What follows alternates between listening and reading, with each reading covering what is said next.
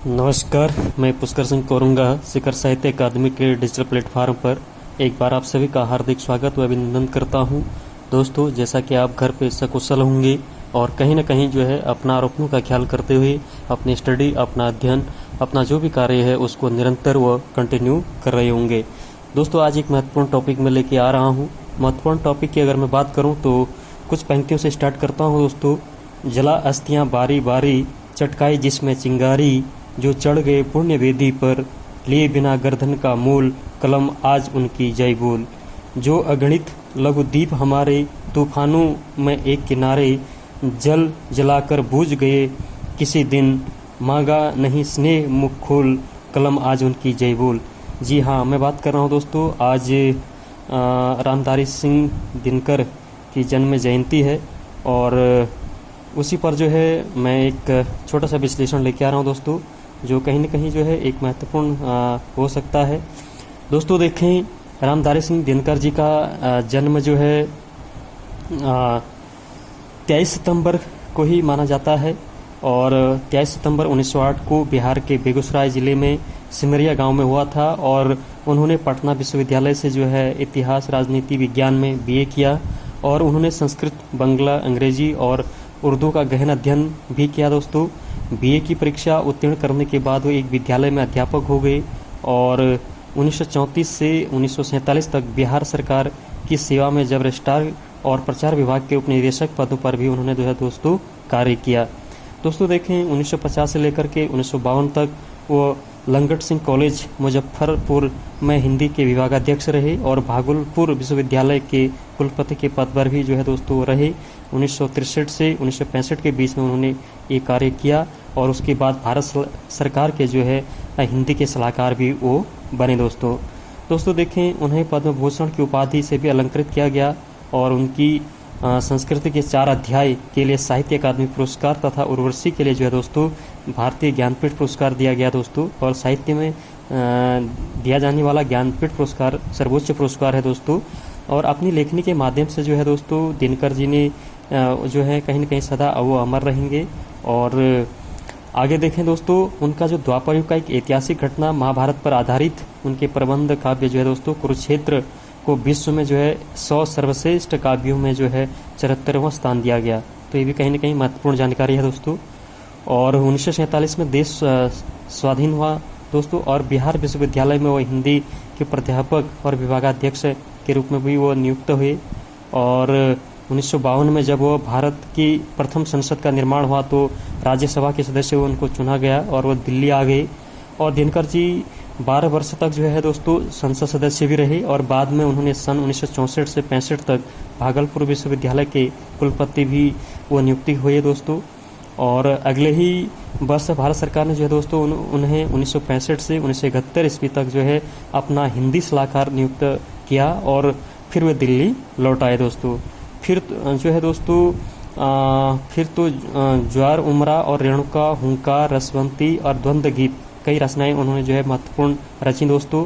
रेणुका और हुंकार की कुछ रचनाएं जो हैं दोस्तों प्रकाशित आई, जो अंग्रेजी प्रशासकों समझने में जो है देर लगी कि वो गलत आदमी से तंत्र का अंग बना बैठे हैं। और दिनकर जी की फाइल तैयार होने लगी और बात पर जो है कैफियत तलब भी होती रही दोस्तों और उनको चेतावनी भी मिलती रही। और 4 वर्ष में जो है 22 बार उनका तबादला भी किया गया।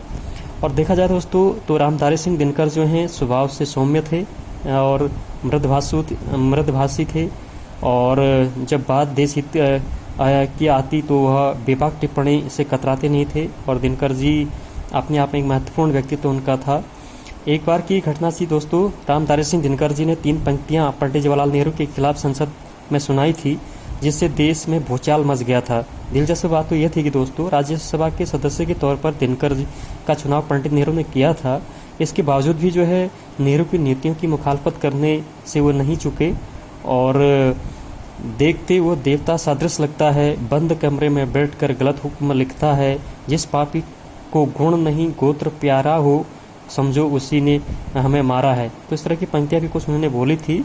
और 1962 में चीन से हार के बाद संसद में दिनकर ने इस कविता पाठ भी किया था, है ना, जो पंक्तियां मैंने अभी बोली। और जो तत्कालीन प्रधानमंत्री नेहरू कि सिर झुक गया था वहाँ पे। और इस घटना से आज भी भारतीय राजनीति में इतिहास के चुनिंदा जो है क्रांतिकारी की घटनाओं में से जो है कहीं ना कहीं एक दिनकर जी का भी महत्वपूर्ण नाम आता है दोस्तों। और आगे बता दें दोस्तों, तो राज्यसभा में नेहरू की ओर इशारा करते हुए जो है उन्होंने हिंदी भाषा पर भी काफ़ी महत्वपूर्ण बात कही थी। वो कहते हैं कि क्या आपने हिंदी को राष्ट्रभाषा इसलिए बनाया है ताकि 16 करोड़ हिंदी भाषियों को रोज अपशब्द सुनाए जा सकें।